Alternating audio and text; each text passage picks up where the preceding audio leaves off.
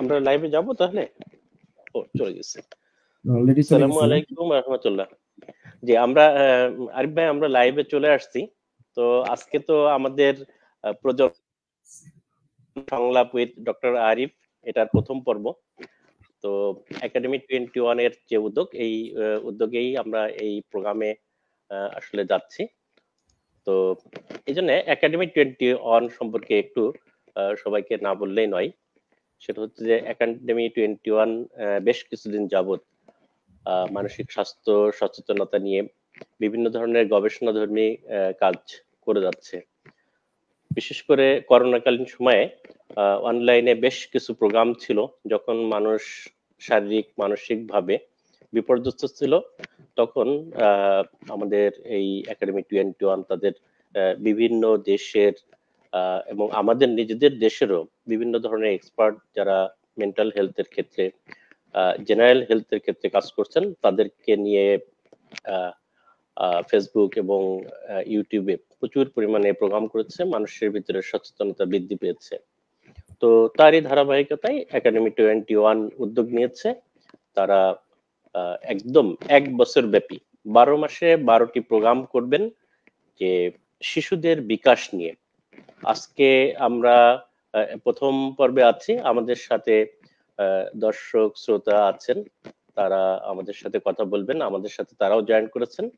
আমাদের প্রজন্ম সংলাপ উইথ ডক্টর আরিফের আমাদের মূল আকর্ষণ ডক্টর আরিফ জয়েন করেছেন আমাদের সাথে। আপনাকে স্বাগতম জানাচ্ছি এবং সাথে সাথে আপনার পরিচয় সবার সাথে শেয়ার করার জন্য আমি বিনীতভাবে অনুরোধ করছি।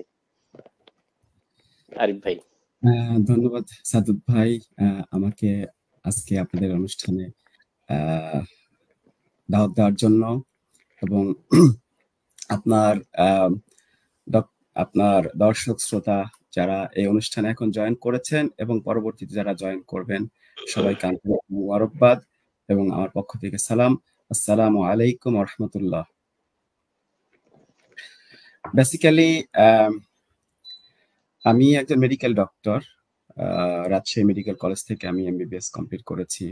এরপরে শিশুতে বিশেষজ্ঞ ডিগ্রি নিয়েছি রাজশাহী মেডিকেল কলেজ থেকে। এরপরে পিএইচডি করেছি জাপানের ওসাকা ইউনিভার্সিটি থেকে। আমি জাপানে আছি 2009 সাল থেকে এখন পর্যন্ত। আর আমি পড়াশোনা করেছি ইংল্যান্ডের royal college of paediatrics and child health থেকে লন্ডন, এবং এডিনবার্গ এবং Glasgow royal college of physician and surgery থেকেও আমি এফআরসিপি ডিগ্রি অর্জন করেছি। বেসিক্যালি যদিও আমি একজন শিশু বিশেষজ্ঞ, আমার সাব স্পেশালিটি হচ্ছে লাইসোসোমাল স্টোরেজ ডিজিজ। এটা এক ধরনের জেনেটিক ডিজিজ। তো এই রোগগুলোতে সাধারণত শিশুদের নিউরো ডেভেলপমেন্ট, মানসিক বিকাশ ব্যাপকভাবে বাধাগ্রস্ত হয়। তো যদিও ওভারঅল লাইসোসোমাল স্টোরেজ ডিজিজ সারা পৃথিবীতেই খুব অল্প, কিন্তু যেহেতু আমার নিউরো ডেভেলপমেন্ট নিয়ে ব্যাপকভাবে কাজ করার, গবেষণা করার সুযোগ হয়েছে, তো একাডেমি 21 যখন আমাকে আহ্বান করেছে যে শিশুদের মানসিক বিকাশের জন্য, শিশুদের মানসিক স্বাস্থ্য নিয়ে যদি আপনি আমাদের এখানে এসে কিছু কথা বলেন, তাহলে দর্শক শ্রোতারা উপকৃত হতে পারে। তো আমি আসলে মূল যে বিষয়টা শুরুতেই বলে রাখতে চাই, সেটা হচ্ছে আমাদের এই অনুষ্ঠানটা একান্তই একাডেমিক অনুষ্ঠান। কারণ যদিও আমি যেই সাইন্টিফিক মানে গুরু গাম্ভীর্য শব্দগুলো আছে, কথাবার্তা আছে, আমি যতটা সম্ভব চেষ্টা করব যতটা সহজ সরল বাংলায় ভাষায় বলা যায়, কিন্তু তারপরেও আলাপ আলোচনা একটু একটু একাডেমিক হবে। এবং আমি বিশ্বাস করি যে বাবা মায়েরা যারা সত্যি শিশুদের শিশু স্বাস্থ্য নিয়ে, মানসিক স্বাস্থ্য নিয়ে বিভিন্ন সময় নানা রকম জটিলতায় ভুগেন অথবা নানা রকম প্রশ্ন থাকে, হয়তো আমি তাদেরকে সহযোগিতা করতে পারবো। কারণ আমাদের এটা কোনো সাংস্কৃতিক অনুষ্ঠান নয়, কোনো হাসি ঠাট্টার অনুষ্ঠান নয়। আমি এটাও আশা করি না যে এখানে হাজার হাজার দর্শকরা আসবে, হুমড়ি খেয়ে পড়বে, কি বলে লাভ শেয়ার কমেন্ট করবে। সেটা আমার এক্সপেকটেশন না। আমার এক্সপেকটেশন হচ্ছে যদি আমাদের এই অনুষ্ঠান থেকে 10 জন মানুষ উপকৃত হয়, 100 জন মানুষ উপকৃত হয়, 200 জন মানুষ উপকৃত হয়, সেটা আমাদের জন্য আমি মনে করি আমাদের অনুষ্ঠান যথেষ্ট সার্থক। আর আমাদের অনুষ্ঠান তো এটাই শেষ না, যেহেতু আমরা কন্টিনিউ করব আগামী মাসগুলোতেও, এবং আমাদের এই অনুষ্ঠান এখানে এখন লাইভ হওয়ার পরেও আবার কি বলে, যেহেতু রেকর্ডেড থাকবে, তখন মানুষ আরো দেখতে পারবে। আমার বিশ্বাস যে আমাদের এই ক্ষুদ্র প্রয়াস মানুষের কাজে লাগবে এবং মানুষ উপকৃত হবে।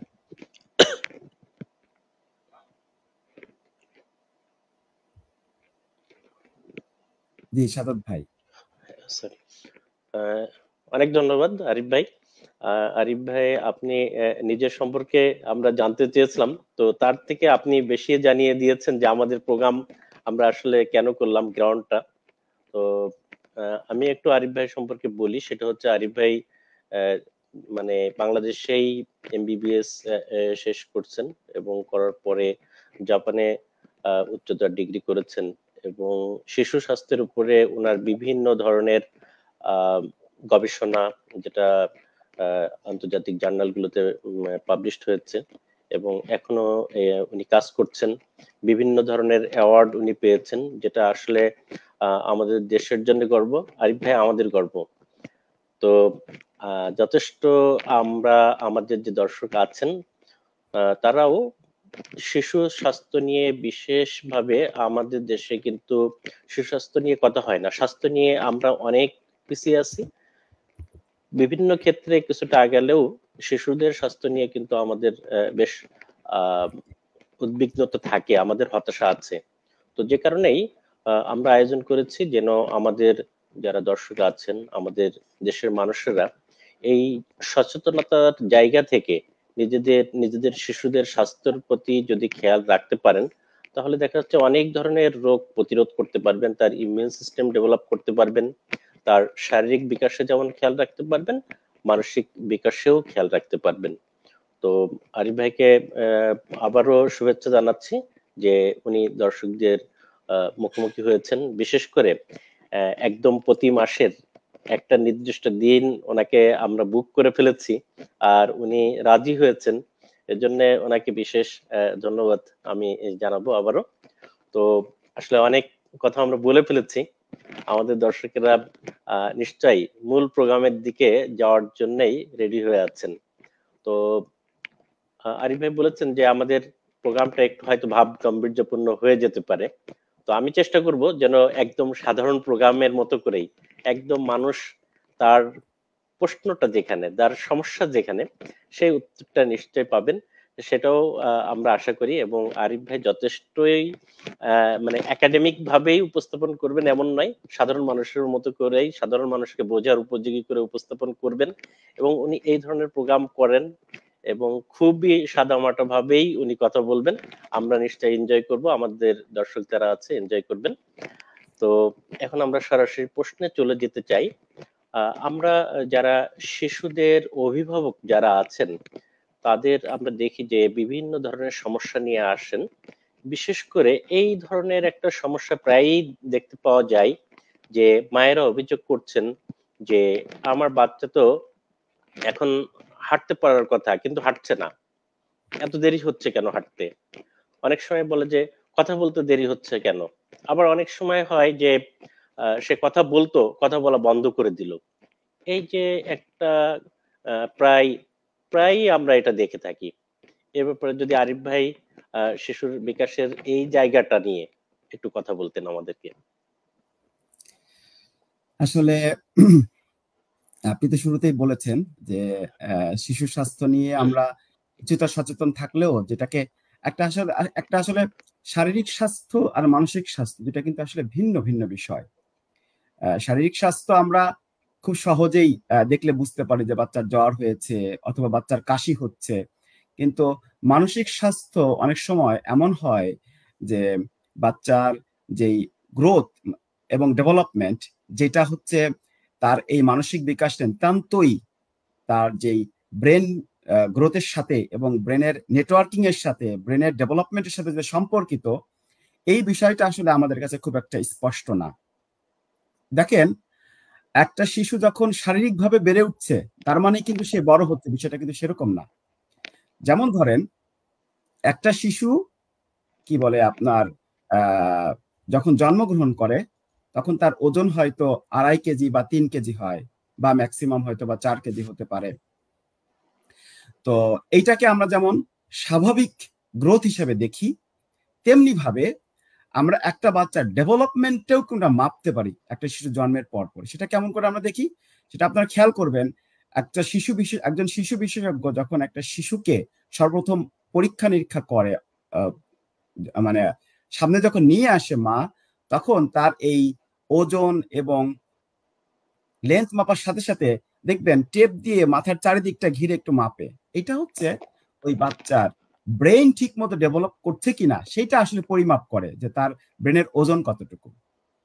তো এখন এখন আমি আপনার প্রশ্নে আসি। আপনি বলছেন যে প্রায় মায়ের অভিযোগ করে যে কথা কম বলছে, তারপরে হচ্ছে হয়তোবা তার যেই সময় হাঁটার কথা সেই সময় হাঁটছে না, অথবা স্বাভাবিকভাবে আমরা মনে করি একটা বাচ্চা যখন লাফ ঝাঁপ দিবে তখন দিচ্ছে না। কারণটা কি?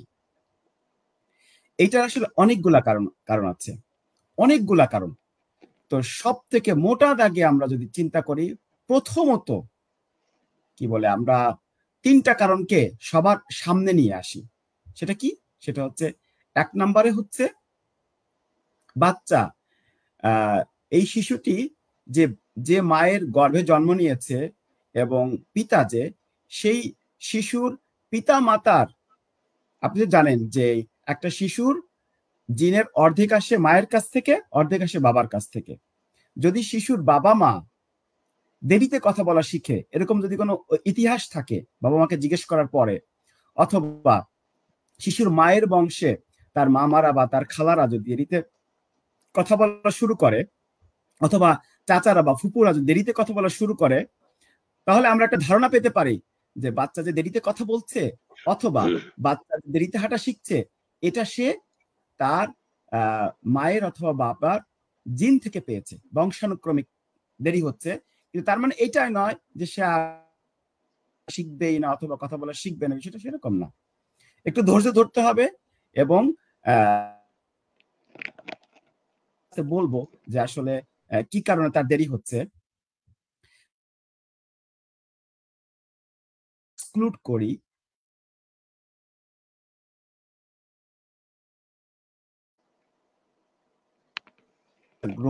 বাচ্চার ডেভেলপমেন্ট কেন দেরি হচ্ছে। যেমন ধরেন আমি আপনাকে একটা উদাহরণ দিই। একটা শিশু যখন তার বয়স 3 বছর, সে স্বাভাবিকভাবেই ট্রাইসাইকেল চালাতে পারবে। এখন যেই শিশুটি কখনো ট্রাইসাইকেল দেখেনি অথবা তাকে কখনো ট্রাইসাইকেল চালানোর জন্য চেষ্টাও করানো হয়নি, আপনি তো তার কাছে আশা করতে পারেন না যে সে ট্রাইসাইকেল চালাবে। শিশু 1 থেকে 1.5 বছরের মধ্যে কথা বলবে।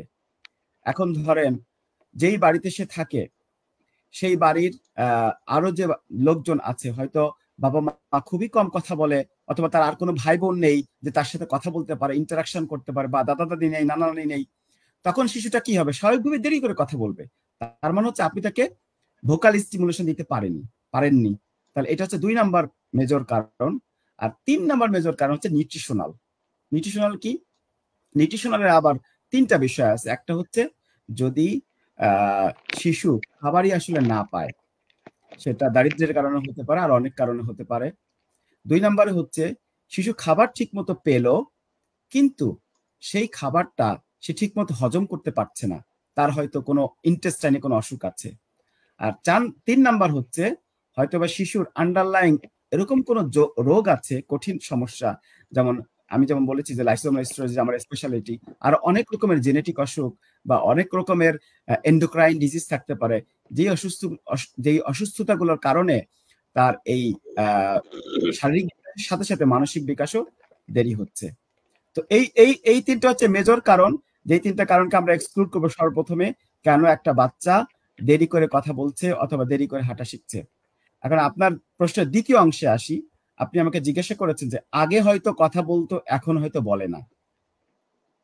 সেটার জন্য আসলে আমাদের এই 1 লাইন 2 লাইনে আসলে উত্তর দেওয়া সম্ভব হবে না। সেটার জন্য আমাদেরকে আসলে আপনি আপনি কি একটু স্পেসিফিক কি বলবেন যে একটা বাচ্চা আসলে কত মাস বয়স হলে বা কত বয়স হলে সে কথা বলা শুরু করবে স্বাভাবিকভাবে, সেটা কি একটু আমাদেরকে বলবেন?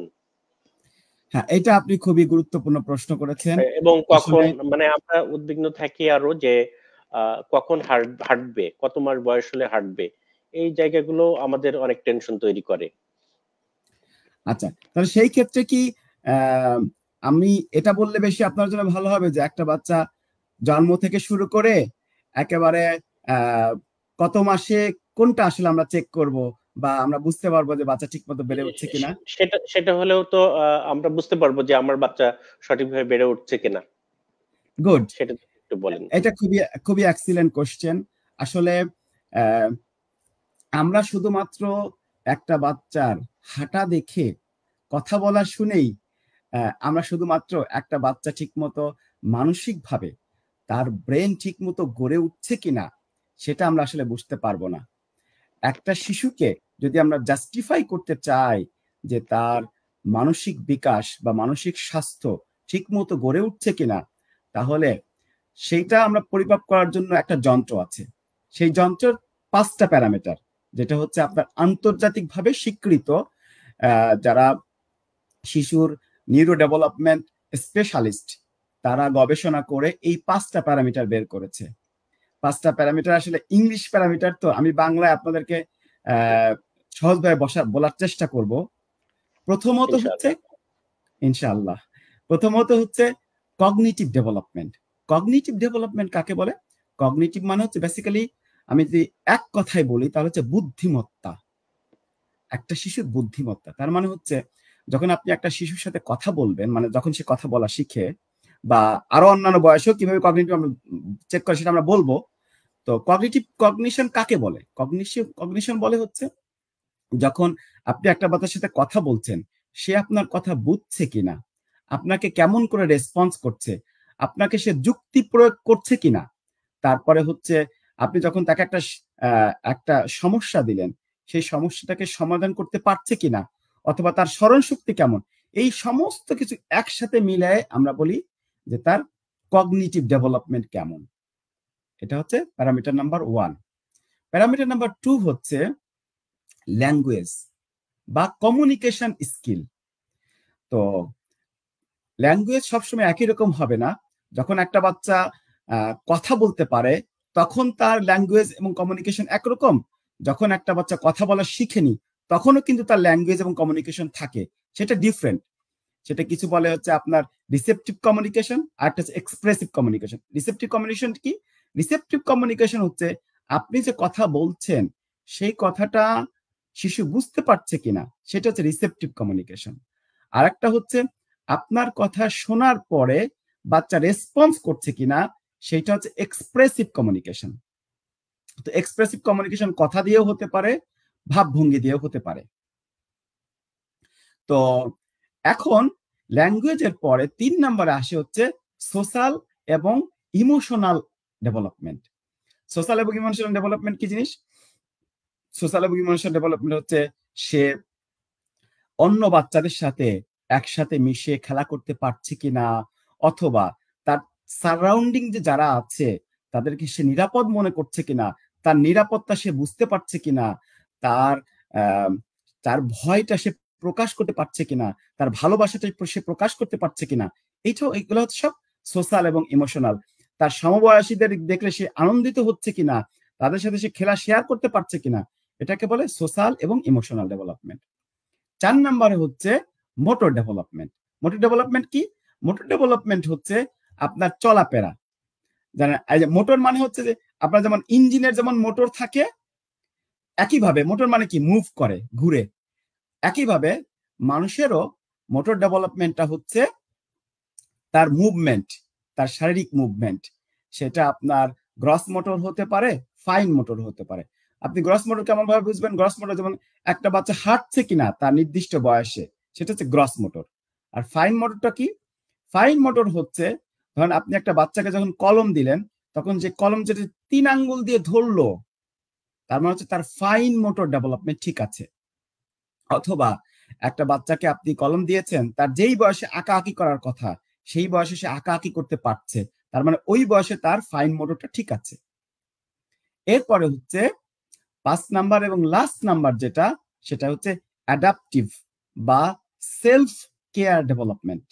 এটা খুব ইম্পর্টেন্ট আমাদের দেশের বাচ্চাদের ক্ষেত্রে, আমাদের সমাজের ক্ষেত্রে, বিশেষ করে যারা বাংলাদেশি সমাজ, ক্ষেত্রে আমরা অনেক ক্ষেত্রেই এই অ্যাডাপটিভ ডেভেলপমেন্টটা বা এই সেলফ ডেভেলপমেন্টটা একেবারেই আমরা ওভারলুক করি এবং বাচ্চাদেরকে আমরা যতটা পারি হ্যান্ডিক্যাপ করে গড়ে তুলি। বাচ্চাদের যেই বয়সে নিজের জামা নিজে পরার কথা, সেই বয়সে আমরা বাচ্চাকে ওই জামা পরার ক্ষেত্রে সহযোগিতা করি না, অথবা হচ্ছে বাচ্চার যেই সময়ে নিজের টয়লেট নিজে করার কথা সেই সময় আমরা তাকে সহযোগিতা করতে পারি না, তাকে শিখাতে পারি না। ফলে সে দেখা যায় কি 100% বাবা মার উপর ডিপেন্ডেন্ট হয়ে যায়।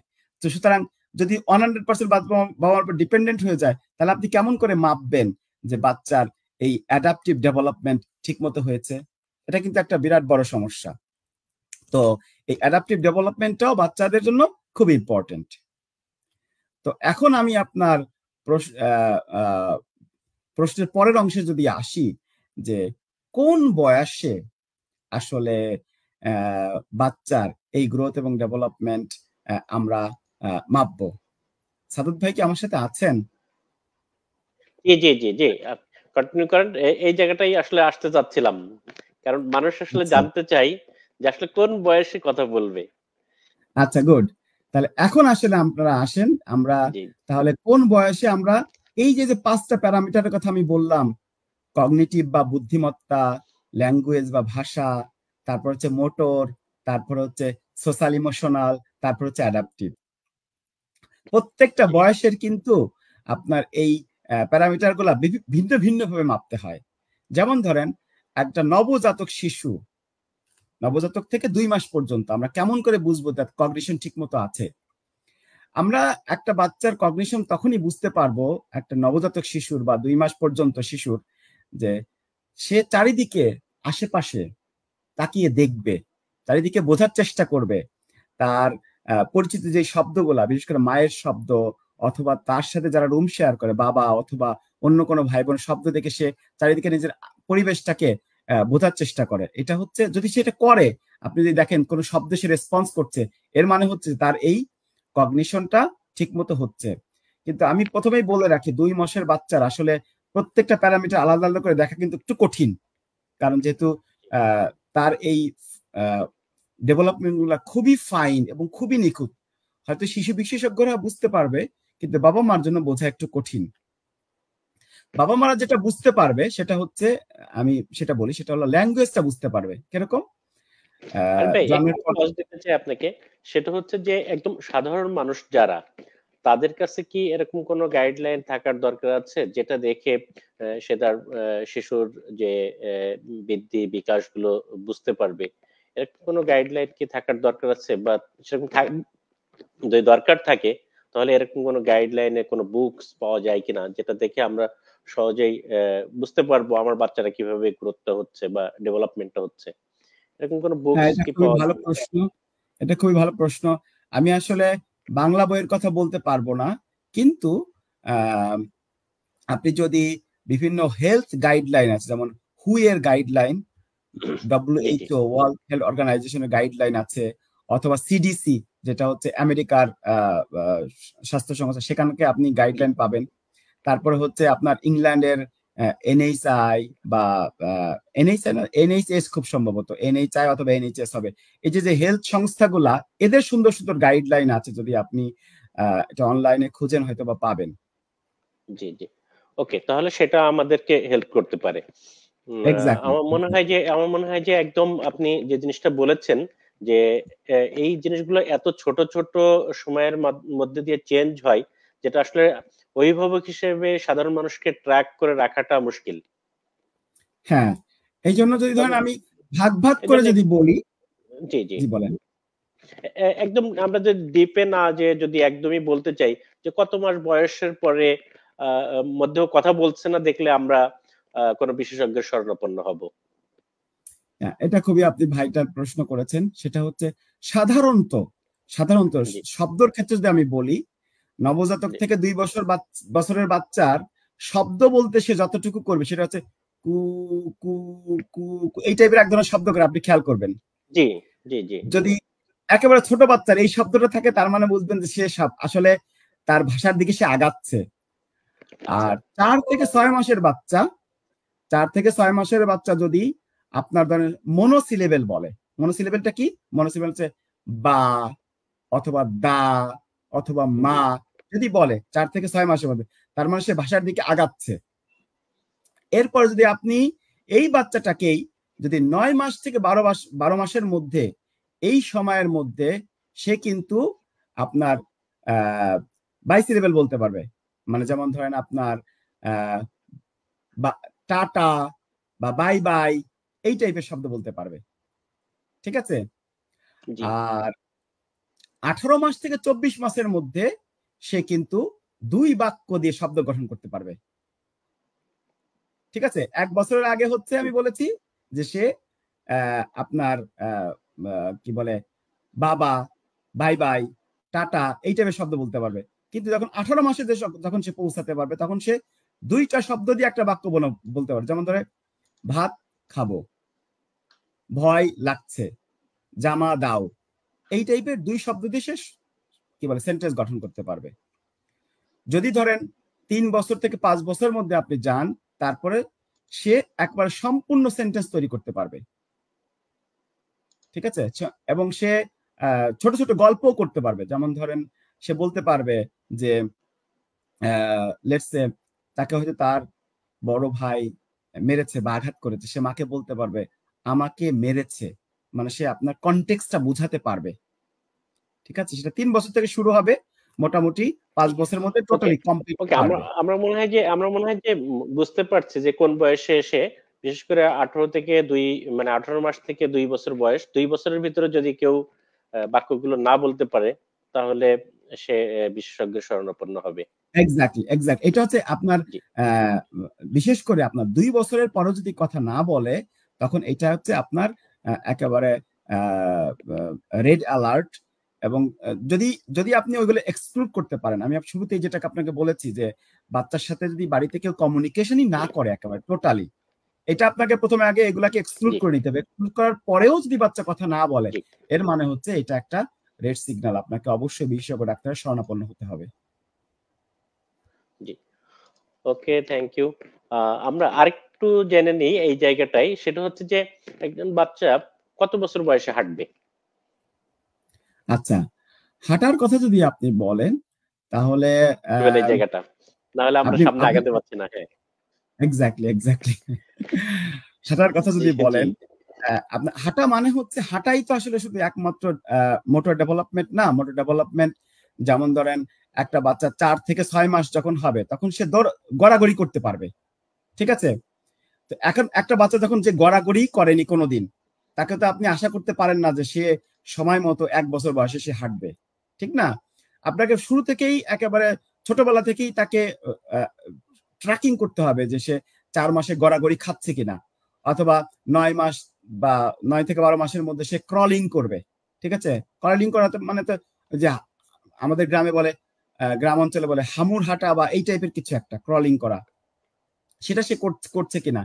এরপরে দেখেন আপনার 9 থেকে 12 মাসের মধ্যে সে ধরে ধরে দাঁড়ানোরও চেষ্টা করবে। ঠিক আছে? ধরে ধরে দাঁড়ানোর চেষ্টা করবে, এবং মোটামুটি আপনি ধরতে পারেন যে 12 মাসের পর থেকেই সে স্বাভাবিকভাবে হাঁটাহাঁটি করবে। ঠিক আছে? স্বাভাবিকভাবে হাঁটাহাঁটি করবে, এবং 18 থেকে 24 মাসের মধ্যে শুধু হাঁটাহাঁটি না, সে দৌড়াতেও পারবে এবং সিঁড়িও সে বাইতে পারবে। তো যদি ধরেন 2 বছরের মধ্যেও যদি কোনো বাচ্চা না দাঁড়ায় অথবা না হাঁটে, তখন স্বাভাবিকভাবে আপনি এটা মনে করবেন যে এটা একটা রেড সিগন্যাল। আর আগেই তো আমি বলেছি যে 3 বছরের বাচ্চা হচ্ছে আপনার করবে, কি বলে, ট্রাইসাইকেল চালাবে, এবং 5 বছরের পরে 5 থেকে 6 বছরের মধ্যে একটা বাচ্চা 2 চাকার সাইকেল চালাতে পারবে। এটাই মোটামুটি আপনার মোটর ডেভেলপমেন্ট। জি, অনেক ধন্যবাদ। তাহলে আমরা এই জায়গাটা বুঝে নিই এইভাবে যে শুধুমাত্র যে আমরা হাঁটা নিয়েই একটা উদ্বিগ্নতা আমাদের ভিতর থাকে যে বাচ্চা কখন হাঁটলো না হাঁটলো, বিষয়টা এতটুকুই নয়। আরো অনেকগুলো জায়গা এক্স্যাক্টলি, আছে যে জায়গাগুলো আমাদেরকে এক্সপ্লোর করতে হবে, খেয়াল করতে হবে, যে শুধুমাত্র হাঁটা দিয়েই আমরা এক্স্যাক্টলি, সবকিছু নির্ণয় করব না। ওকে, এক্স্যাক্টলি, এক্স্যাক্টলি। জি। আমরা যদি আরেকটু আগাতে চাই, তাহলে একটা মানুষের জীবনে তার যে ডেভেলপমেন্ট গুলো হয়, এটার জন্য সব থেকে গুরুত্বপূর্ণ সময় শিশুদের যে বিকাশটা, আমরা বলে থাকি যে একটা মানুষের ছোটবেলায় সব ধরনের বিকাশ হয়ে থাকে, এবং আমরা কখনো কখনো বলি যে 5 বছর বয়সের ভিতরে একজন বাচ্চার সমস্ত ধরনের ডেভেলপমেন্ট হয়ে থাকে। তো সেই জায়গাটা নিয়ে যদি আপনি একটু বলেন। তার আগে দর্শকদেরকে একটু বলতে চাই যে আমাদের এই অনুষ্ঠানটা আমরা আজকে শুরু করেছি।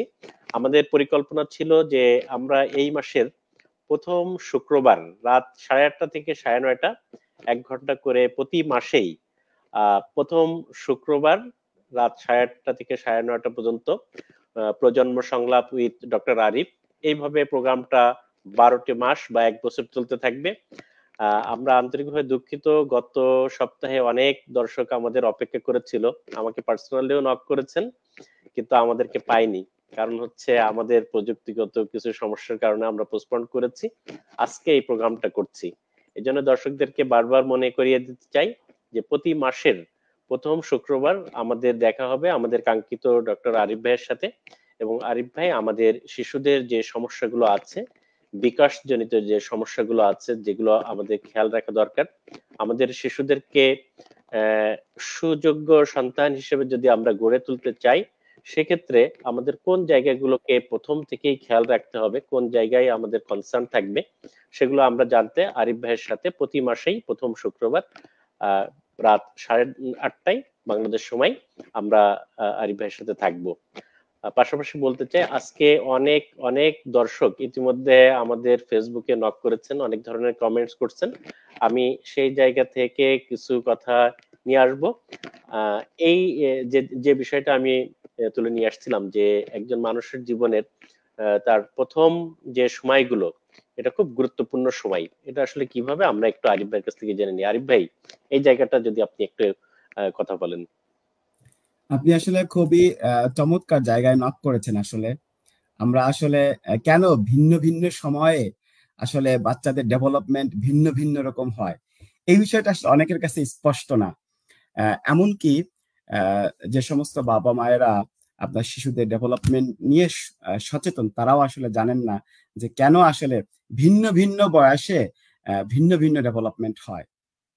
আসলে আপনারা তো জানেন যে একটা শিশু যখন পৃথিবীতে ভূমিষ্ঠ হয়, তখন সে যে ব্রেন যেই ব্রেন কোষ নিয়ে সে পৃথিবীতে আসে, সেই ব্রেন কোষের যেই আপনার সংখ্যা 100 বিলিয়ন, সেটা একজন নবজাতক শিশুর জন্য 100 বিলিয়ন নিউরন, অর্থাৎ আপনার এই ব্রেন সেল নিয়ে পৃথিবীতে আসে।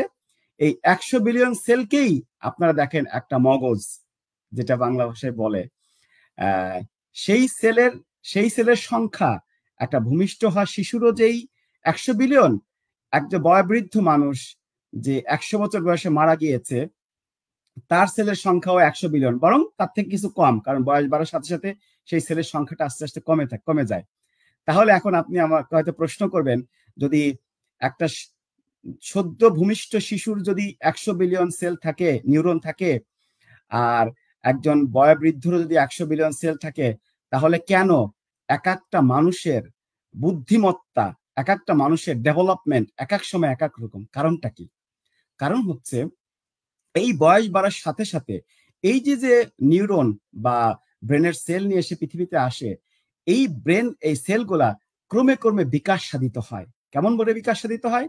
সেই নিউরনগুলা মাইলিনেশন হয়, এবং সেই নিউরনগুলা নেটওয়ার্কিং তৈরি করে, একটা সেলের সাথে আর একটা সেলের নেটওয়ার্কিং তৈরি করে, একটা নিউরনের সাথে আর একটা নিউরনের সাইনপস তৈরি করে, এবং একটা নিউরন থেকে আর একটা নিউরনের যেই আপনার নিউরো ট্রান্সমিটার থাকে, যার মাধ্যমে সে তার ভালোবাসা, সে তার দুঃখ, সে তার কষ্ট, তার শরীরের মুভমেন্ট, তার ভাষার প্রকাশ, তার অনুভূতির প্রকাশ করে। এই সমস্ত কিছুর আস্তে আস্তে আস্তে আস্তে ডেভেলপ করতে থাকে।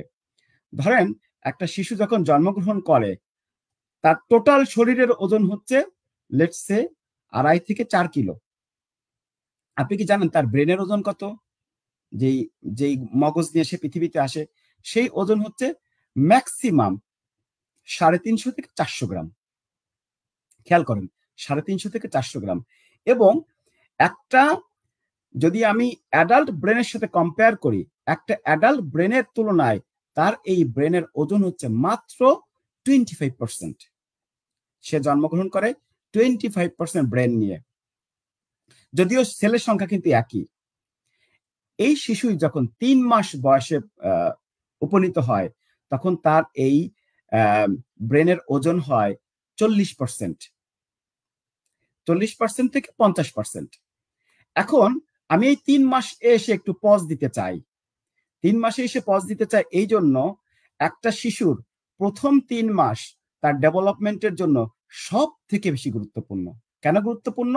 কারণ আমরা যদিও আলোচনা করিনি মায়ের পেটে কিভাবে ডেভেলপমেন্ট হয়, কিন্তু আপনারা হয়তো বা জানেন বৈজ্ঞানিক গবেষণায় এটা প্রমাণিত হয়েছে যে মায়ের পেটে যখন একটা শিশু অ্যামনিওটিক ফ্লুইডের মধ্যে অত্যন্ত যত্ন সহকারে থাকে, যখন একটা শিশু ভূমিষ্ঠ হয়, সেই ভূমিষ্ঠ হওয়ার পর থেকে কিন্তু অত নিরাপত্তা কিন্তু তার আর থাকে না। ঠিক আছে? বিশেষ করে একটা শিশু যখন তার বাইরের রোগ জীবাণুর সাথে, তারপরে হচ্ছে রেডিয়েশনের সাথে, শব্দের সাথে যেভাবে এক্সপোজ করে, সেই জন্য এই যে প্রথম 3 মাস, এই 3 মাসে একটা শিশুকে আমরা খুবই গুরুত্বের সাথে যত্ন নেওয়ার জন্য বলি। কারণ প্রথম 3 মাসে বাচ্চার যদি এমন কোনো অসুখ হয় যেটা ব্রেনে ইনফেকশন অথবা তার ব্রেন কোনোভাবে ড্যামেজ হওয়ার সম্ভাবনা থাকে, সেই সমস্ত ইনফেকশন থেকে, তারপরে বাহিরের খাবার থেকে আমরা অলওয়েজ বাচ্চাদেরকে, শিশুদেরকে আলাদা রাখার চেষ্টা করি।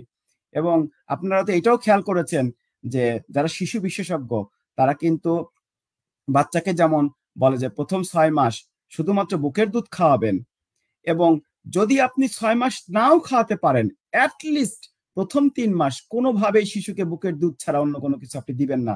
যদি কর্মজীবী মাও হন তাহলে প্রথম 3 মাস শুধুমাত্র বুকের দুধ খাওয়াবেন, এবং আপনি অভ্যাস করবেন আস্তে আস্তে অন্য দুধ খাওয়ানোর। কারণ প্রথম 3 মাস হচ্ছে একটা শিশুর ব্রেন ডেভেলপমেন্টের জন্য সব থেকে গুরুত্বপূর্ণ।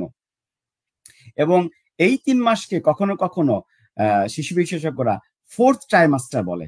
যেমন আপনি মায়ের পেটে যখন যেমন শিশু 1st trimester, 2nd trimester, 3rd trimester থাকে, একইভাবে আমরা এটাকে এই ট্রাইমাস্টারটাকে ওর সাথে যোগ করে দিয়ে 4th ট্রাইমাস্টার কখনো কখনো বলে থাকি শিশু বিশেষজ্ঞরা। এরপরে আসেন 3 থেকে 6 মাস। 3 থেকে 6 মাসের মধ্যে একটা বাচ্চার ব্রেনের ডেভেলপমেন্ট আপনার 40 থেকে 60% এর মতো হবে। ঠিক আছে? এরপরে যখন একটা বাচ্চার বয়স 1 বছর, 1 বছরের মধ্যে তার মোটামুটি 70% ডেভেলপমেন্ট করে যায়। দেখেন যত বয়স বাড়ছে তখন কিন্তু ডেভেলপমেন্টের পার্সেন্টেজ কিন্তু আস্তে আস্তে কমে যাচ্ছে। তার মধ্যে শুরুর দিকগুলা কিন্তু অনেক বেশি গুরুত্বপূর্ণ একটা শিশুর, মানে একেবারে তার নিউনেটাল লাইফ এবং ইনফ্যান্টাইল লাইফ। নিউনেটাল লাইফ মানে হচ্ছে আপনার 28 দিন পর্যন্ত, এবং ইনফ্যান্টাইল লাইফ হচ্ছে 1 বছর পর্যন্ত। তখন একটা শিশু 1 বছর বয়সে তার ব্রেন 70% ডেভেলপ করে যায়। এরপরে হচ্ছে 1 বছরের পরে যেটা গুরুত্বপূর্ণ বয়স সেটা হচ্ছে 3 বছর। 3 বছরে একটা বাচ্চার ব্রেন 85% পর্যন্ত ডেভেলপ করে। আর একটা বাচ্চার বয়স যখন 5 থেকে 6 বছর হয় তখন তার ব্রেনের 90 থেকে 95% ডেভেলপমেন্ট করে যায়। তাহলে এখন আপনি দেখেন যেই শিশু 6 বছরের আগে যদি কোনো তার ব্রেনের অসুখ হয় বা এমন কোনো জেনেটিক অসুখ হয়, যেই জেনেটিক অসুখের চিকিৎসা ব্রেনের চিকিৎসা আপনি 5 বছরের আগে বা 6 বছর আগে শুরু করতে পারেন নাই, সেই চিকিৎসা যদি আপনি 5 বছর বা 6 বছরের পরে শুরু করেন তাহলে তার ব্রেনের এই ডেভেলপমেন্টকে আপনি রিভার্স করা খুবই কঠিন। আপনি এখান থেকে ফিরে নিয়ে আসা, ইমপ্রুভ করা খুবই কঠিন। যেমন আমি তো আপনাদেরকে শুরুতে বলেছি আমি লাইসোসোমাল স্টোরেজ ডিজিজ নিয়ে কাজ করি। লাইসোসোমাল স্টোরেজ ডিজিজের একমাত্র চিকিৎসা হচ্ছে এনজাইম রিপ্লেসমেন্ট থেরাপি। এনজাইম দিয়ে চিকিৎসা করতে হয়, যে এনজাইম তার শরীরে ঘাটতি আছে। তো আমরা দেখেছি যে যখন আমরা এই এনজাইম দিয়ে একটা শিশুকে লাইসোসোমাল স্টোরেজ ডিজিজকে চিকিৎসা করি, 6 বছরের পরে বাচ্চাদেরকে যখন আমরা এই এনজাইম দিই তখন তেমন কোনো কাজ করে না। অন্যান্য অর্গানে কাজ করে, যেমন লিভার বা স্প্লিন বা ব্রেন বা হাড্ডি অথবা আপনার কিডনি, এই সমস্ত অর্গানে কাজ করে, কিন্তু ব্রেনের উপরে কোনো কাজ করে না। কারণ হচ্ছে তার ব্রেন অলরেডি আপনার অলমোস্ট 95% ডেভেলপ হয়ে যাওয়ার পর, মানে তো পুরাটাই ডেভেলপ হয়ে গিয়েছে। এরপরে বাকি যে 5% আছে, এই 5% ডেভেলপ করে হচ্ছে টিনেজারের শেষ পর্যন্ত। টিনেজার মানে হচ্ছে, আমরা টিনেজার কিন্তু বলি 21 বছর পর্যন্ত, লেট টিন আর কি। আর এটা হচ্ছে ব্রেনের আপনার গ্রোথটা কমপ্লিট হয়। কিন্তু আমি আরেকটা ইনফরমেশন আপনাকে দিলে আপনি খুবই অবাক হয়ে যাবেন, খুবই সারপ্রাইজিং। সেটা হচ্ছে ব্রেনের যে একেবারে কমপ্লিট নেটওয়ার্কিং এবং কমপ্লিট আপনার ফাংশনিং, একেবারে পরিপূর্ণ বুদ্ধিমত্তা একজন মানুষ অর্জন করে যখন সে 40 বছর বয়সে উপনীত হয়। তার মানে হচ্ছে একজন মানুষ যখন 40 বছর বয়সে উপনীত হবে তখন তাকে বলা যায় সে একজন পরিপূর্ণ মানুষ। এই জন্য আপনি খেয়াল করবেন যে, এবং এটা হচ্ছে বিজ্ঞান গবেষণার ফল। আর ইন্টারেস্টিংলি আপনি খেয়াল করবেন, যুগে যুগে যে সমস্ত নবী রাসূল এসেছে, অধিকাংশ নবী রাসূলকেই নবুয়ত দেওয়া হয়েছে 40 বছর বয়সে। মানে বিজ্ঞান কেমন করে সায়েন্সের সাথে অ্যালাইন করেছে, এটা খুবই মানে সহজে মানে আমাদের কাছে কি বলে প্রমাণিত সত্য। অনেক ধন্যবাদ আরিফ ভাই, খুব চমৎকার ভাবে বলেছেন যে 5 বছর বয়স পর্যন্ত যে ব্রেনের ডেভেলপমেন্ট 95% হয়ে যাচ্ছে। তাহলে এখান থেকে আমি আমাদের দর্শকদের জন্য একটা কোশ্চেন করতে চাই, সেটা হচ্ছে যে এই 5 বছরের ক্ষেত্রে অভিভাবক বা পিতামাতা কি ধরনের কেয়ার নেবেন বাচ্চাকে, তার ব্রেন ডেভেলপমেন্টের জন্য, তার ব্রেন যেন পরিপূর্ণভাবে ডেভেলপ করতে পারে, এবং এই ব্রেন ডেভেলপমেন্টের ভিতরে যেন সে তার প্রোডাক্টিভ মানুষ হিসেবে সে গড়ে ওঠে। সেক্ষেত্রে আসলে অভিভাবকের খেয়াল করার জায়গাটা কোথায়, যত্ন নেওয়ার জায়গাটা কোথায়, যদি একটু শেয়ার করতেন। আপনি খুবই গুরুত্বপূর্ণ প্রশ্ন করেছেন সাদত ভাই, অনেক ধন্যবাদ এই প্রশ্নের জন্য। এটা খুবই খুবই গুরুত্বপূর্ণ প্রশ্ন। কারণ হচ্ছে, প্রথমত হচ্ছে বাবা মাকে প্রথমে যেটা করতে হবে, বাবা মাকে জানতে হবে। কারণ আমি যদি জানি যে আমার বাচ্চা ঠিক মতো ডেভেলপমেন্ট হচ্ছে কিনা, তাহলেই না আমি বুঝতে পারবো যে তার ঘাটতি আছে, কোন জায়গায় ঘাটতি আছে, তখন সেই ঘাটতিটাকে সে পূরণ করবো। প্রথমে হচ্ছে বাবা মাকে জানতে হবে, বাবা মাকে পড়াশোনা করতে হবে একটু টুকটাক। 2 নম্বরে হচ্ছে বাবা মাকে, আমি কিন্তু শারীরিক বৃদ্ধি নিয়ে আসলে আমরা তেমন কোনো কথা বলবো না, কারণ আমাদের প্রধানত আমাদের আলোচনার মেইন বিষয় হচ্ছে আমরা কেমন করে বাচ্চার বুদ্ধিমত্তা এবং বাচ্চার মানসিক বিকাশ আমরা করতে পারি, সেই বিষয়ে আমি শুধু বলবো। সেটা হচ্ছে আমরা একেবারে ছোট থেকেই তার এই ডেভেলপমেন্টটাকে এনশিওর করার জন্য আমরা অলওয়েজ বাচ্চাদেরকে খুব ক্লোজ কন্ট্যাক্টে রাখবো। ক্লোজ কন্ট্যাক্ট কিরকম? যেমন ধরেন, একটা শিশু যখন নবজাতক শিশু হোক, 2 মাসের বাচ্চা হোক, বাচ্চাদেরকে অলওয়েজ স্টিমুলেশন দিতে হবে। স্টিমুলেশন কেমন? স্টিমুলেশন হচ্ছে আপনার ফিজিক্যাল স্টিমুলেশন, আবার ভার্বাল স্টিমুলেশন, তারপরে হচ্ছে আপনার এনভায়রনমেন্টাল স্টিমুলেশন। কিরকম? এখন একটা বাচ্চাকে যখন আপনি কোলে রাখবেন, আমি মায়ের পেটে থাকা থেকে শুরু করি। যখন একটা বাচ্চা গর্ভস্থ, তখন মা কি করবে? সারাক্ষণ সে তার হাতটাকে মায়ের পেটের উপরে রাখবে এবং সে নাড়তে থাকবে। সে বাইরে থেকে এমন স্টিমুলেশন দিতে থাকবে যে মায়ের পেটের মধ্যে যে বাচ্চাটা আছে সে যেন অনুভব করে যে সে কারো সংস্পর্শে আসে, তাকে কেয়ার করছে, তার যত্ন নিচ্ছে, এটা যেন সে বুঝতে পারে। আবার ওই বাচ্চাটি যখন ভূমিষ্ঠ হচ্ছে, ভূমিষ্ঠ হওয়ার পরে বাচ্চার যেই সোল আছে, পায়ের যে তলা, এই তলাতে সুড়সুড়ি দিবে। এটা হচ্ছে আপনার কি বলে স্টিমুলেশন দেওয়া। এরপর হচ্ছে তার শরীরের পিঠের দিকে তাকে র্যাবিং করবে, খুবই সফট র্যাবিং। এটা হচ্ছে বাচ্চার ডেভেলপমেন্টের জন্য ভূমিকা রাখবে। তারপরে হচ্ছে ভার্বাল স্টিমুলেশন কেমন? ভার্বাল স্টিমুলেশন হচ্ছে একটা শিশু যে হয়তো 2 মাস বয়স বা 4 মাস বয়স বা 6 মাস বয়স, আপনি হয়তো ভাবছেন এত ছোট শিশু, তার সাথে আমি কি কথা বলবো? সে আমার কথা তো বুঝবে না, আমার কথা সে রেসপন্স করতে পারবে না, কেন আমি কথা বলবো? কিন্তু বিষয়টা আসলে সেরকম না।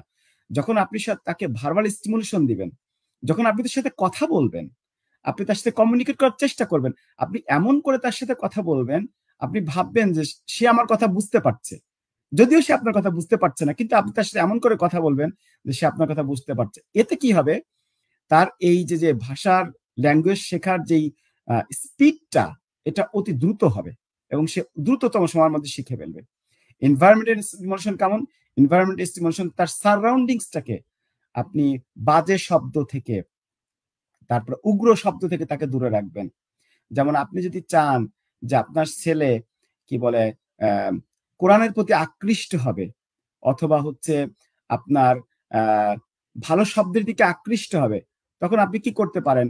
তখন একটা শিশু যে হয়তো ঘরের মধ্যে এক কর্নারে আছে, তখন আপনি তাকে আপনার রেকর্ডে কোরআন তেলাওয়াত ছেড়ে দিতে পারেন, অথবা এমন কোন মেলোডি দিতে পারেন যে মেলোডিটা হচ্ছে তার তার ইয়ের জন্য, তার তার স্টিমুলেশনে ভালো হবে। যেমন আপনি একটা ইসলামিক সঙ্গীত হয়তোবা আপনি রেকর্ড বাজালেন, অথবা হচ্ছে আপনার এমন কোন তার তার উপর ব্যাপক শব্দ তৈরি করে, যেমন খুবই হিউজ ভলিউমের মিউজিক, এইসব থেকে দূরে রাখবেন। এটা হচ্ছে এনভায়রনমেন্টাল স্টিমুলেশন। তারপরে হচ্ছে আপনি যখন বাচ্চা বড় হচ্ছে, তার ব্যবহারিক স্টিমুলেশন। ব্যবহারিক স্টিমুলেশন কেমন? যেমন আপনি নিজে ব্যক্তিগতভাবে নিজের সর্বোচ্চ সততার পরিচয় দিবেন। আপনি হয়তো মনে করছেন আমার 1 বছরের শিশু, সে তো কিছু বুঝে না।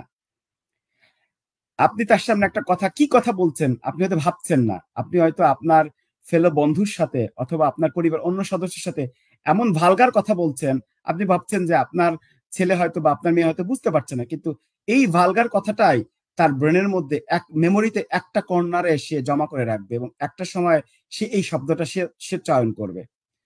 Behavioural stimulation. বিহেভিয়ারাল স্টিমুলেশন কেমন? আপনি যেমন ধরেন নিজে যদি নৈতিকভাবে সৎ হন, আপনার সততা যদি আপনার শিশুর সামনে প্রকাশ করেন, তখন আপনার কাছ থেকে সে এই বিহেভিয়ারাল স্টিমুলেশন পাবে। কেমন? যেমন ধরেন আপনি যখন আপনার পরিবারের সদস্য, যেমন আপনার স্ত্রীর সাথে অথবা আপনার অন্য বড় ছেলের সাথে বা বড় মেয়ের সাথে যখন আপনি কথা বলছেন, তখন আর একজন মানুষের সমালোচনা করছেন, তার গীবত গাচ্ছেন, অথবা আপনি একেবারে দৃশ্যমান একটা মিথ্যা কথা বলছেন। আপনি ভাবছেন এ শিশু আর কি বুঝবে, কিন্তু আপনার এই যে বিহেভিয়ারাল, আপনি যে নেগেটিভ বিহেভিয়ারাল স্টিমুলেশন তাকে দিলেন, এটা তার মেমোরির মধ্যে থাকবে এবং সে এই মেমোরি নিয়ে বড় হবে এবং সে এই অনৈতিকতা নিয়েই কি বলে তার জীবন পার করবে। সুতরাং আমি আপনাদেরকে খুবই সিম্পল কিছু উদাহরণ দিলাম। আমি আশা করি আরো যখন আমরা প্রত্যেকটা বিহেভিয়ারাল প্রবলেম গুলা ধরে ধরে আলাপ করব, যে কোন কোন বিহেভিয়ারে বাচ্চাদের কোন কোন, আপনাদের পরিবারের অথবা বাবা মায়ের কোন কোন সমস্যার কারণে বাচ্চার কোন কোন বিহেভিয়ারাল প্রবলেম হতে পারে, সেই সব নিয়ে যখন আমি ধরে ধরে আলাপ করব, তখন আপনাদের কাছে বিষয়টা আরো বেশি স্পষ্ট হবে যে আপনি কেমন করে বাচ্চার এই বুদ্ধিমত্তা, বাচ্চার এই নৈতিক চরিত্র আপনি গঠন করার জন্য ভূমিকা রাখতে পারেন। আপাতত এখানেই। জি, অনেক অনেক ধন্যবাদ। আমাদের দর্শকদের ভিতর থেকে বেশ কিছু প্রশ্ন এসেছে। আমি দুই একটা প্রশ্ন একটু সংক্ষিপ্তভাবে যদি আপনি বলেন, আপনার আলোচনার সাথে মনে হয় যে যাবে। সেটা জিয়াউল হক, উনি প্রশ্ন করেছেন, শৈশবে শিশুর কাদের সান্নিধ্যে থাকছে তার উপরে ভিত্তি করে তাদের মানসিক বিকাশ কি প্রভাবিত হয়? তার মানে আমার মনে হয় যে এই প্রশ্নটা করা হয়েছে যে এখন যে সময়টা চলছে, আগেকার দিনে যেটা ছিল যে বাচ্চারা তার বড় একটা পরিবারে বাবা মা দাদা দাদি চাচা ফুপু অনেক মানুষের ভিতরেই আসলে বড় হতো। এখন আমাদের দেশেও ফ্যামিলি গুলো খুব ছোট ফ্যামিলি হয়ে যাচ্ছে, নিউক্লিয়ার ফ্যামিলি হয়ে যাচ্ছে, এবং সেখানে দেখা যাচ্ছে যে বাবা মা দুইজনই ওয়ার্কিং হওয়ার কারণে ফ্যামিলিতে দেখা যায় যে এমন কেউ নাই তার রিলেটিভস দের ভিতরে, তো সে দেখাশোনা করতে পারে না। তো সেক্ষেত্রে যেটা হয় যে আমাদের এখানে যেটা করা হয় যে গ্রাম থেকে কোনো একজন মানুষকে এনে রাখা হয়, যার এডুকেশন লেভেলটা একটু হয়তো ভিন্ন, অথবা সোশ্যাল স্ট্যাটাসের দিক দিয়ে তার ইয়ে মানে ভিন্নতা আছে। মানে এই ফ্যামিলির মানুষগুলো যেভাবে বেড়ে উঠছে, ও যার সাথে থাকছে তার হয়তো এই যে আন্ডারস্ট্যান্ডিংটা, শিশুর যে কখন কিভাবে বেড়ে উঠছে, বাবা মা তার এডুকেটেড হওয়ার কারণে কিছু নলেজ হয়তো তার আছে, কিন্তু যার সাথে সে বেড়ে উঠছে, সারাদিন যার সাথে থাকছে, সে হয়তো একজন ভিন্ন মানুষ। তো আমার মনে হয় যে এই জায়গা থেকে এই প্রশ্নটা উঠে আসছে যে বাচ্চা যাদের সাথে থাকছে তাদের দ্বারা প্রভাবিত হয় কিনা। একই সাথে যদি আপনি এই আলোচনাও করেন যে যারা বাবা মা আছেন তারাও আসলে সব সময় সমানভাবে যে তার কাছাকাছি থাকা, তার সাথে অ্যাটাচমেন্টের সাথে থাকা। আপনি যেটা বলছিলেন যে বাচ্চাকে টাচের মাধ্যমে এবং বিভিন্ন ধরনের স্পর্শের মাধ্যমে তাকে যে স্টিমুলেশন করা, স্টিমুলেশনের জায়গাটাও কিন্তু আসলে সবাই ঠিক জানে না।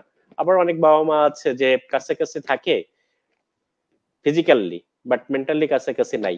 বাচ্চা এক ঘরে খেলছে, বাবা আরেক জায়গায় আছে, মা কিচেনে আছে।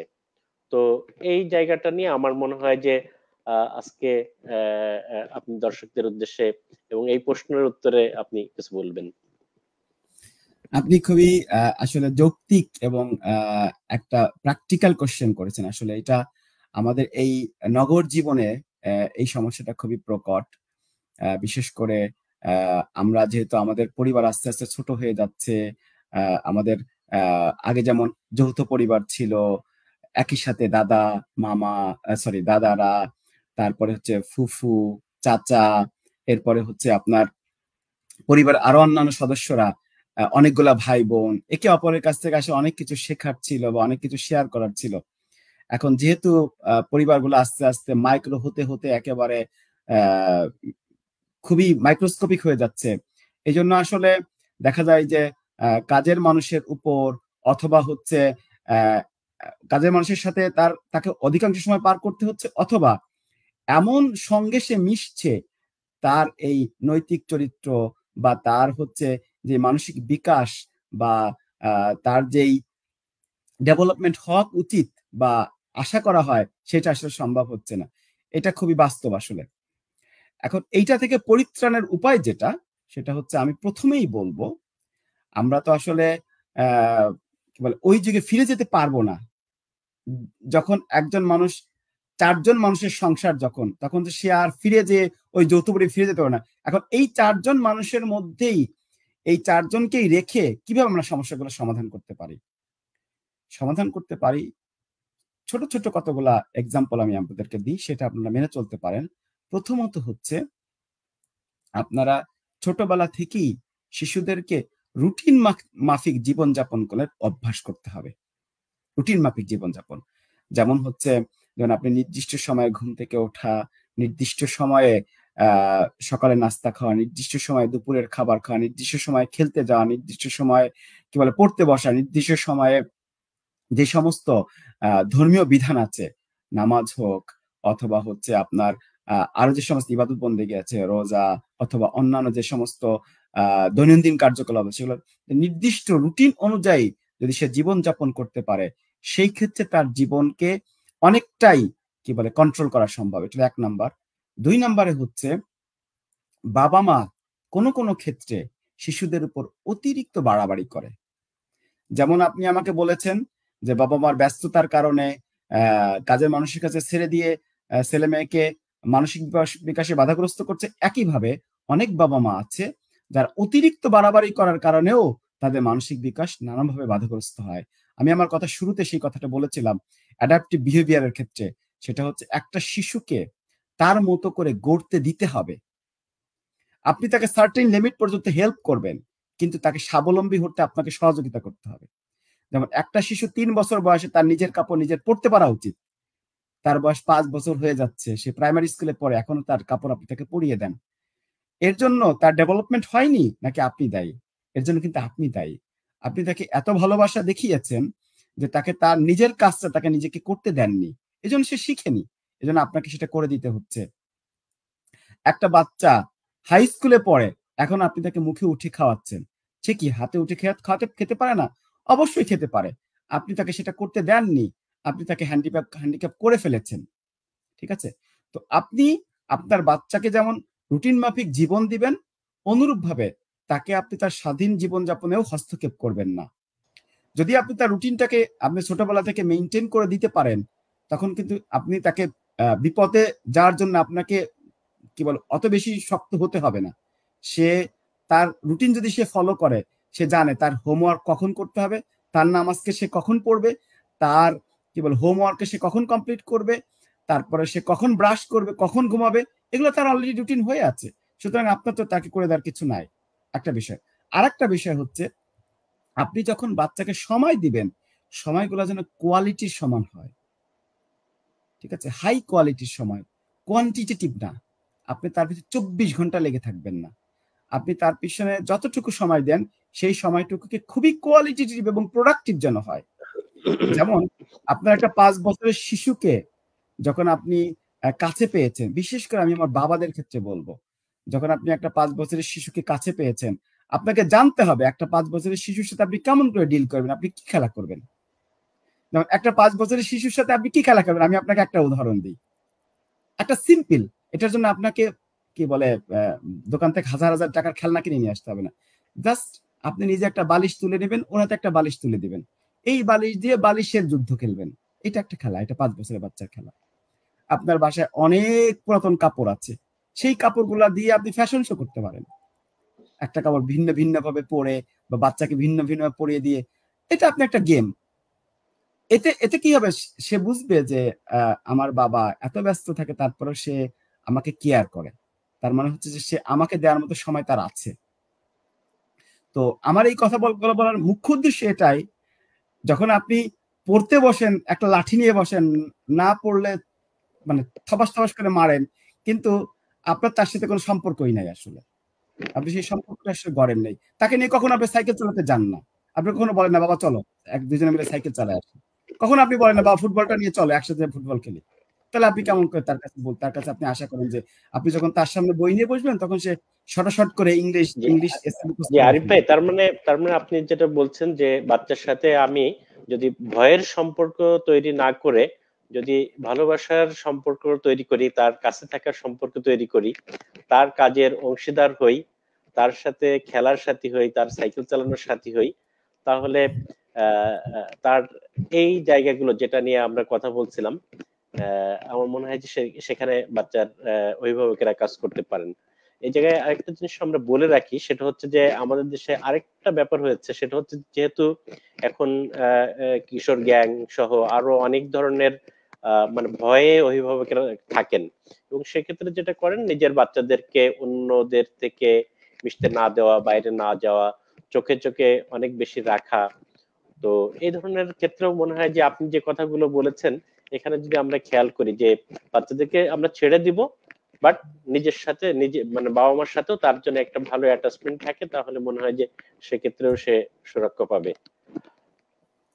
Exactly exactly. আপনি আপনি কি বলে আপনি তো নিজেও এটার বিশেষজ্ঞ, আপনি আমার থেকে আরো ভালো বলতে পারবেন। বিষয়টা হচ্ছে হ্যাঁ, ভয়টা জি থাকতে হবে। ভয়টা থাকবে না আমি সেটা বলছি না, ভয় অবশ্যই থাকবে। কারণ বাবা মাকে যদি সন্তান ভয় না করে, তাহলে তো আপনি ধরেন তার ভালোবাসার জায়গাটা এবং ভয়ের জায়গাটা যদি সম্মিলন না ঘটে, তাহলে আসলে আপনার প্রতি রেসপেক্ট তার তৈরি হবে না। আপনি যেটাকে নিষেধ করছেন সেই নিষেধটাকে সে শুনবে না। জি আপনি যখন তাকে আদেশ দিচ্ছেন সে আদেশটা শুনবে না। এই জন্য দুইটার একটা ব্যালেন্স থাকতে হবে। মোট কথা আপনি আপনি যেন তার নির্ভরতার জায়গা হন, জি আপনার কাছে তার মানে সে আরিফ ভাই, নিরাপদ থাকবে। মানে মানে যত্ন এবং ভয় দুটোর সমন্বয় থাকতে হবে। অতি শাসন এক্স্যাক্টলি অতি অতি যত্ন হবে না, আবার কম এক্স্যাক্টলি শাসন কম যত্ন হবে না, দুটোর একটা এক্স্যাক্টলি সমন্বয় থাকতে হবে। আরিফ সমন্বয় ভাই, থাকতে আমরা হবে। একদম শেষের দিকে চলে এসেছি। তো আমরা যে প্রোগ্রামটা আজকে শুরু করলাম, প্রজন্ম সংলাপ উইথ ডক্টর আরিফ, আজকে একদম শেষ পর্যায়ে। আমরা এটা প্রতি মাসের প্রথম শুক্রবার রাত 8:30টায় করব। আজকে প্রথম মাসে আমরা দ্বিতীয় শুক্রবারের 8:30টায় আপনাদের সাথে আছি, আমাদের সাথে সময় দিয়েছেন ডক্টর আরিফ। আমি একদম ডক্টর আরিফের কাছে আহ, আমাদের দর্শক শ্রোতার জন্য একদম শেষ কথাটা শুনতে চাই, এবং সেটা আমি বলবো যে 20 সেকেন্ডে যদি বলেন। আমরা চাই আমরা আমাদের প্রোগ্রাম 1 ঘন্টার মধ্যেই শেষ করতে। আরিফ ভাই, আপনার একদম কনক্লুড লাইন। আচ্ছা, ধন্যবাদ সাদত ভাই আপনার চমৎকার উপস্থাপনার জন্য। আসলে আমি সর্বশেষ যে কথাটা আসলে বাবা মার জন্য বলতে চাই সেটা হচ্ছে আহ, কোনো শেষ কোনো পয়েন্ট নেই, আসলে শেষ কোনো জায়গা নেই। আপনি যদি মনে করেন যে সন্তানের বয়স 20 বছর হয়ে গিয়েছে, আমার সাথে একটা বিশাল দূরত্ব তৈরি হয়েছে, এটা আর কখনোই সম্ভব না শেষ করা, এটা কখনোই সম্ভব না আর কাছে নিয়ে আসা। এই এই জায়গাটাতে আমি আসলে কখনো পৌঁছাতে চাই না। সবকিছুই রিভার্স হতে পারে। আপনার দেরি হয়ে গেছে তার মানে যে অনেক দেরি হয়ে গেছে তা না। আপনি এখনো সেটা করতে পারেন, আপনি আজকেই সেটা করতে পারেন। আপনি শুরু করেন, আবার প্রথম থেকে শুরু করেন, এবং আপনার বাবা হিসাবে বা মা হিসাবে আপনার সন্তানের সাথে যে বন্ডিংটা তৈরি হওয়া উচিত, যেটা হয়তো আপনি আরো আগে থেকে শুরু করতে পারেননি, বিভিন্ন পারিপার্শ্বিক কারণ, হয়তো আপনার সীমাবদ্ধতা ছিল, পারিবারিক সীমাবদ্ধতা ছিল, আর্থিক সীমাবদ্ধতা ছিল, অনেক সীমাবদ্ধতা ছিল, কিন্তু সেই জায়গা থেকে আপনি এখনই ঘুরে দাঁড়াতে পারবেন। আপনি আপনার সন্তানকে কোয়ালিটি সময় দিন এবং সন্তানের সাথে আপনার সুখ দুঃখগুলো ভাগাভাগি করে নেন। তাহলে আপনি যেমন আপনার সন্তানকে ক্লোজলি অবজার্ভও করতে পারবেন, আবার আপনি তাকে সহযোগিতা করতে পারবেন। অনেক এটাই হচ্ছে আমার ধন্যবাদ সর্বশেষ। আরিফ ভাই, এবং অনেক সামনে ধন্যবাদ। মাসে আবার দেখা হবে ইনশাআল্লাহ, আশা করি। ইনশাল্লাহ। আরিফ ভাইয়ের কাছ থেকে আমরা গুরুত্বপূর্ণ কথা শুনেছি। আরিফ ভাই শেষ কথা আমাদের যেটা বলেছেন যে আমাদের সময় দিতে দেরি হয়ে গেছে কিন্তু সময় শেষ হয়ে যায়নি। আমরা আমাদের সন্তানদের পরিপূর্ণ সুসন্তান হিসেবে, সুযোগ্য সন্তান হিসেবে সন্তানকে আমরা দেখতে চাই। সেক্ষেত্রে আজকেই আমরা শুরু করি। আর আরিফ ভাইয়ের সাথে আমাদের প্রতি মাসেই দেখা হবে ভাই একাডেমি 21 এর উদ্যোগে। তো সবাইকে, যে আমাদের সাথে একাডেমি 21 এর চেয়ারম্যান জিয়াউল হক স্যার আছেন। জি, আপনি যদি আমাদের সাথে 1 মিনিট সময় দেন, আপনি যদি ক্লোজিং করেন। জি জিয়া ভাই। অ্যামেজিং। জি জি, না না, ক্লোজিং আপনি করবেন, তবে আমি thrilled and really delighted to see you talking. আপনারা যেভাবে কথা বলছিলেন এটা অসাধারণ একটা বিশেষ করে পার্টিকুলারলি ডক্টর আরিফ যেভাবে কথা বলছিলেন, এটা আলোচনাটা অত্যন্ত ফ্রুটফুল আলোচনা, ডিসকাশনটা, আপনার উপস্থাপনা ছিল অ্যামেজিং, খুব আর্টিকুলেটেড। ডক্টর আরিফ, আপনাকে এই জাপানে এখন মিডনাইট, আপনি মিডনাইট রাদার ক্রস করেছেন আপনি, তো আপনাকে অনেক থ্যাংক ইউ। আপনি বাংলাদেশিদের জন্য, একটা বাংলাদেশি অডিয়েন্সের জন্য একটা বিরাট অবদান হলো, এবং আমি আশা করি যে আগামী পর্বগুলো একইভাবে কিংবা এর চাইতেও আরো বেশি প্রোডাক্টিভ হবে ইনশাআল্লাহ, অ্যান্ড ইনফরমেটিভ হবে ইনশাআল্লাহ। আমি একাডেমির পক্ষ থেকে আপনাদের সকলকে, যারা শুনবেন তাদের সকলকে আমি আন্তরিক ধন্যবাদ জানাচ্ছি।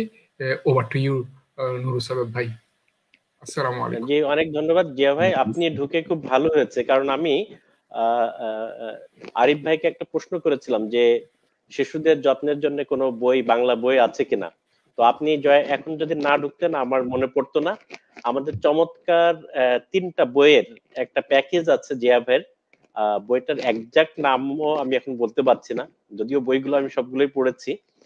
তো শিশুর বিকাশের ক্ষেত্রে আমার মনে হয় যে আমরা যারা বাংলা ভাষাভাষী আছে তারা জিয়া ভাইয়ের এই বইটা পড়তে পারি, সংগ্রহ করতে পারি, এটা আমাদেরকে হেল্প করবে। আর আমাদের parenting call of the day, তো চমৎকার বই, 3টা বই। এই বইটা পড়ে আমার ছেলে, যার বয়স 12 বছর, সে বলেছে যে আমাকে কন্ট্রোল করার জন্য বা আমাকে ম্যানেজ করার জন্য আঙ্কেলের এই বইটা খুব চমৎকার বই। তো সেও কিছু বইয়ের কিছু অংশ সে পড়া শুরু করেছিল। আমরা বলেছি যে আর কিছুদিন পরে পড়ার জন্য। তো ধন্যবাদ জানাচ্ছি জিয়া ভাইকে, ধন্যবাদ জানাচ্ছি ডক্টর মোহাম্মদ আরিফ ভাইকে। আমাদের সাথে, আমাদের যাদের জন্য প্রোগ্রাম, আমাদের দর্শকদেরকে বিশেষ অভিনন্দন, ধন্যবাদ এবং অগ্রিম দাওয়াত। ইনশাল্লাহ আমরা নেক্সট মান্থ, জুন মাসের প্রথম শুক্রবার রাত 8:30টায় আবার দেখা হবে। সে পর্যন্ত আমরা অপেক্ষা আছি। আরিফ ভাই, আপনাকে আবারও অনেক অনেক ধন্যবাদ জানিয়ে ভাই তারিখটা বলে দেন। তারিখটা আমরা জুন মাসের 7 তারিখ, জুন মাসের 7 তারিখ বাংলাদেশ সময় রাত 8:30, ইনশাআল্লাহ। ইনশাআল্লাহ আসসালামু আলাইকুম। দেখা হবে। আসসালামু আলাইকুম ওয়া রাহমাতুল্লাহি ওয়া বারাকাতুহু। ওয়ালাইকুম আসসালাম ওয়া রাহমাতুল্লাহি ওয়া বারাকাতুহু।